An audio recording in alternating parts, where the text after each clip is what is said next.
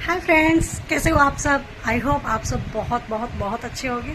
और मैं अपना ब्लॉग लेके आ चुकी हूँ। मुझे लगता है आप लोग को ज़्यादा इंतज़ार नहीं करना पड़ा होगा।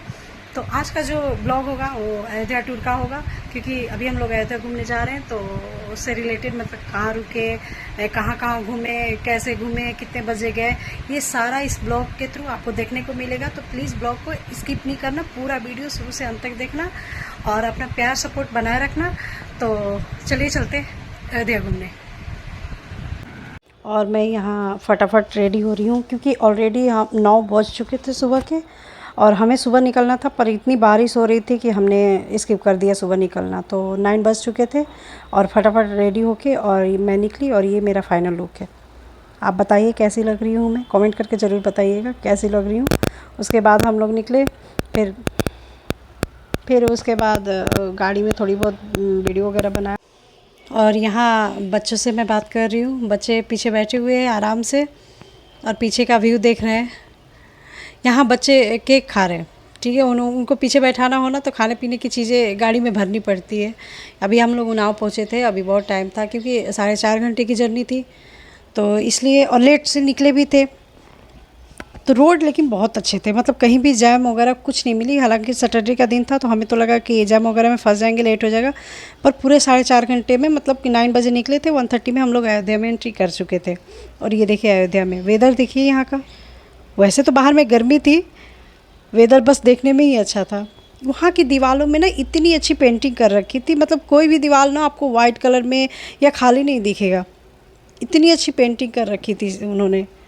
तो ये अयोध्या का व्यू है, देखिए वहाँ की, मतलब वहाँ इतनी साफ़ सफाई थी। अब जय श्री राम, वहाँ इतनी साफ़ सफाई थी कि आपको कहीं भी कचरा वगैरह कुछ नहीं दिखेगा। और सबसे मेन बात कि अयोध्या पहुँचने के बाद आपको गाड़ी ना पेड पार्किंग में लगाइए, या फिर जहाँ आप होटल ले रहे हो आप गाड़ी वहाँ लगाइए, क्योंकि गाड़ी से घूमना वहाँ अलाउ नहीं है। आप मंदिरों में ना गाड़ी से नहीं जा सकते।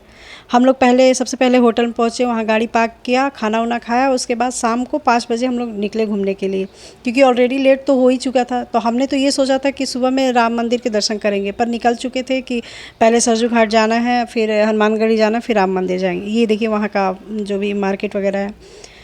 वहाँ से हमने इलेक्ट्रिक बस लिया, क्योंकि उस दिन ऑटो नहीं चल रहा था। तो इलेक्ट्रिक बस से 5 मिनट के डिस्टेंस पे ये है, लता चौक है, जहाँ हम गए। वहाँ फ़ोटो वोटो क्लिक किया, वीडियो वगैरह बना। और भीड़ तो बिल्कुल भी नहीं थी, इधर भीड़ नहीं थी, मंदिरों में तो थी, यहाँ भीड़ बिल्कुल नहीं थी। यहाँ से 5 मिनट के वॉकिंग डिस्टेंस पे ही सरजू घाट है, जहाँ हमें जाना था।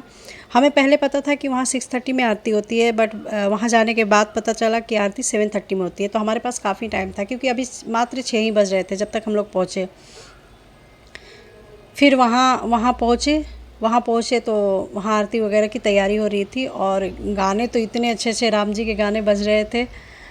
और वहाँ हमने क्या किया कि पहुँचने के बाद सोचा कि जब तक आरती होगा, मतलब आरती में अभी तो 1-1.5 घंटे टाइम था, तो हमने सोचा कि पहले सरजू नदी जो भी है उनके सारे घाट के दर्शन करें, सब जगह घूमें, क्योंकि जब तक आरती होगी तब तक आखिर हम लोग बैठे रहते। तो यहाँ देखिए मतलब शाम 6 बज चुके थे, अब यहाँ आरती वगैरह की तैयारी हो चुकी थी, हो रही थी, और लोग यहाँ आ रहे थे, जा रहे थे। मतलब एकदम मेला वाला फीलिंग हो रही थी, इतनी अच्छी लग रहा था कि इतना मतलब मेला लगा हुआ है यहाँ। यहाँ देखिए एक भक्ति में लीन भक्त जो है डांस किए जा रहे हैं, क्योंकि यहाँ राम जी के गाने बज रहे थे, तो यहाँ डांस कर रहे हो। और एकदम सब कुछ भूल के वो डांस कर रहे हैं। और फिर या इसके बाद मैंने भी माथे पे तिलक लगाया, क्योंकि ये भी ज़रूरी था। राम जी से मिलने जा रहे हैं तो भाई दिखाना भी पड़ेगा ना कि हाँ उनके कितने बड़े भक्त हैं। तो पहले हमने तिलक लगाया, और तिलक लगाने के बाद हमने बोट बुक किया, जिसकी प्राइस पर हेड 100 रुपीज़ है, ठीक है। और यहाँ तिलक लगाने के बाद मैं शूट कर रही थी अपने आप को, मतलब रिकॉर्ड कर रही थी अपने आप को सॉरी, शूट कर रही थी बोला मैंने। तो ये पूरा आप लोग भी दर्शन कर लीजिए मंदिर के। फिर इसके बाद हमने बोट बुक किया, और बोट के थ्रू हमने पूरा सरजू घाट जितने भी है सारे घाटों के दर्शन किए। बड़े छोटे जितने घाट थे सब पे आरती की तैयारी चल रही थी। तो यहाँ बहुत सारे लोग नहा भी रहे थे, पता है। हमें पता नहीं था कि यहाँ शाम के टाइम भी नहा सकते, तो हम कपड़े लेके गए नहीं वहाँ, इसलिए बस हमने पानी से अपने आप को बस ऊपर से ऐसे निछार लिया। और यहाँ बहुत, और वहाँ सबसे बड़ी बात क्या थी कि वहाँ मतलब आप कपड़े चेंज करने के लिए भी बनाए हुए थे, और सारे लोग नहा के कपड़े चेंज कर रहे थे। ये देखिए, यहाँ की बोट उतनी बड़ी नहीं होती, मतलब आराम से 6-7 लोग बैठ सकते हैं बस। उसके बाद हमने बोट के थ्रू सारे घाटों के दर्शन किए। और ये देखिए, ये यहाँ लक्ष्मण जी ने जल समाधि ली हुई थी, तो ये उनका समाधि स्थल जो भी बोलते हैं वो बना हुआ है। तो ये भी हमने बोट के थ्रू ही दर्शन किए। उसके बाद फिर हो गया 7:30 और यहाँ आरती शुरू हो गई। इतनी भीड़ थी, लेकिन इतने आराम से हमने बैठ के आरती के, मतलब पूरे आरती के जो भी थे वो अपना वो मंत्रमुग्ध हुए। यहाँ से फिर हमें पता चला हनुमानगढ़ी मंदिर जो है 9 बजे तक बंद हो जाती है, और यहाँ लगभग हम लोग को